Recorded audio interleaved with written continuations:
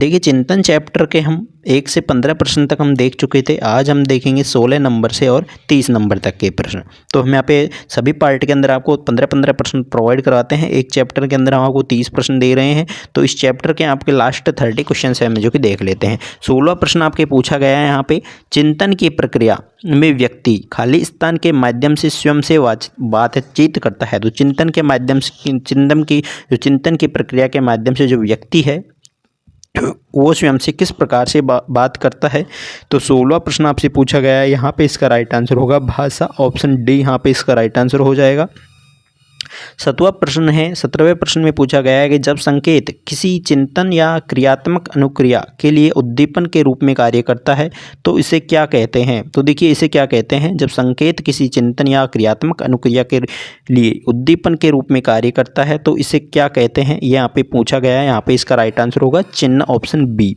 आगे प्रश्न है कि चिंतन को प्रभावित करने वाले कारक हैं सशक्त प्रेरणा एवं बुद्धि, प्रत्यय ध्यान तथा रुचि, भाषा, सतर्कता व लचीलापन। तो यहाँ पे चारों के चारों यानी तीनों यहाँ पे राइट आंसर है। तो उपरोक्त सभी इसका राइट आंसर लगाएंगे, उपरोक्त सभी।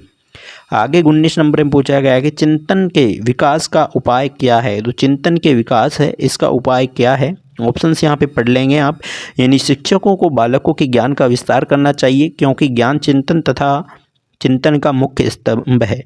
ऑप्शन बी है शिक्षकों को बालकों के तर्क, वाद विवाद, समस्या समाधान और चिंतन शक्ति को प्रयोग करने के अवसर देने चाहिए। शिक्षकों द्वारा बालकों को जिज्ञासु बनाना चाहिए या फिर उपरोक्त सभी। तो यहाँ पे इसका राइट आंसर होगा उपरोक्त सभी। 20वें प्रश्न में पूछा गया है कि सृजनात्मकता चिंतन द्वारा किसी प्रकार का तर्क अधिक प्रयोग किया जाता है। तो यहाँ पे देखिए सृजनात्मकता चिंतन द्वारा किस प्रकार का तर्क अधिक प्रयोग में किया जाता है, इसका यहाँ पे राइट आंसर होगा आपके आगमनात्मक तर्क। यहाँ पे इसका राइट आंसर हो जाएगा इंडक्टिव यहाँ पे तर्क।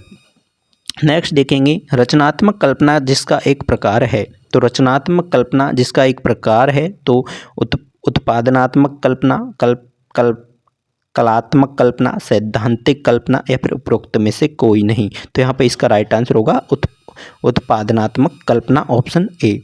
यहाँ पे अब 22 नंबर प्रश्न देखेंगे। निम्नांकित कथनों पर ध्यान दें और दिए गए कूट संकेतों के आधार पर आपको उत्तर देने हैं। देखिए तर्कना चिंतन की एक प्रक्रिया है।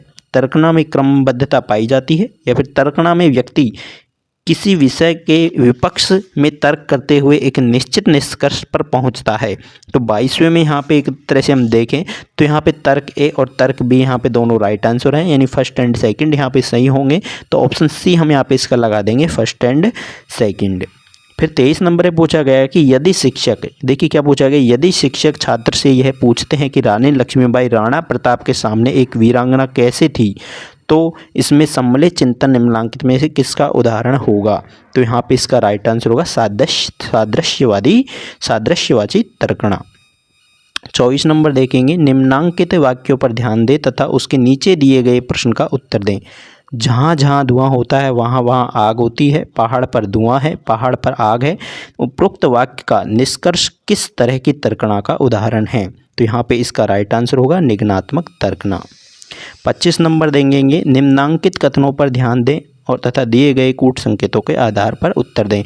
तो यहाँ पे ऑप्शंस हैं परिणामवादी कल्पना का आधार भौतिक होता है। परिणामवादी कल्पना के कार्य परिणाम के बाद व्यक्ति को आनंद की अनुभूति देते हैं या फिर परिणामवादी कल्पना में व्यक्ति का मस्तिष्क पूरी स्वतंत्रता के साथ में कार्य करता है। तो 25वें का यहाँ पे राइट आंसर होगा। देखिए फर्स्ट एंड सेकंड यहाँ पे दोनों सही हैं। फिर 26 प्रश्न देखेंगे। यदि शिक्षण द्वारा ताजमहल का वर्णन किए जाने के बाद कोई छात्र ताजमहल की कल्पना अपने आप करना प्रारंभ कर देता है तो इसे कहा जाता है। तो यहाँ पे देखिए इसे क्या कहा जाता है, इसे कहा जाता है ग्राही कल्पना, ऑप्शन बी। 27 नंबर है दिवास्वप्न यानी डे ड्रीमिंग का एक उदाहरण है। तो डे ड्रीमिंग है वो किस चीज़ का उदाहरण है, ये आपसे पूछा गया है। वो आपके स्वैली चिंतन यानी ऑटिस्टिक थिंकिंग का 28 नंबर में पूछा गया है, जिस चिंतन में मौलिकता, लचीलापन तथा प्रवाहिता पर अधिक बल डाला जाता है उसे कहा जाता है। तो उसे क्या कहा जाता है? उसे कहा जाता है सृजनात्मक चिंतन। आगे यहाँ पे 29 नंबर प्रश्न है कि वॉटसन ने चिंतन में निम्नांकित में से किसके महत्व पर अधिक बल डाला? तो वॉटसन ने चिंतन में निम्नांकित में से किसके महत्व पर अधिक बल डाला था? उन्होंने डाला था पेशीय क्रियाओं पर, ऑप्शन बी। 30 लास्ट प्रश्न है, तार्किक चिंतन का एक ऐसा स्कीमा जिसमें दो आधार वाक्य और एक निष्कर्ष होता है को क्या कहा जाता है? इसको कहा जाता है आपके न्याय वाक्य, ऑप्शन बी। इसी तरह से हम आपको नेक्स्ट चैप्टर जो कि आपकी व्यक्तिगत विभिन्नताएं हैं उसके प्रश्न हम आपको जल्दी ही प्रोवाइड करवाएंगे। आगे की अपडेट्स या फिर आगे के यानी क्वेश्चंस के लिए आप इस चैनल को ज्वाइन कर सकते हैं। इसके माध्यम से आपको कंप्लीट मनोविज्ञान के इंपॉर्टेंट क्वेश्चन है जो कि प्रोवाइड करवाए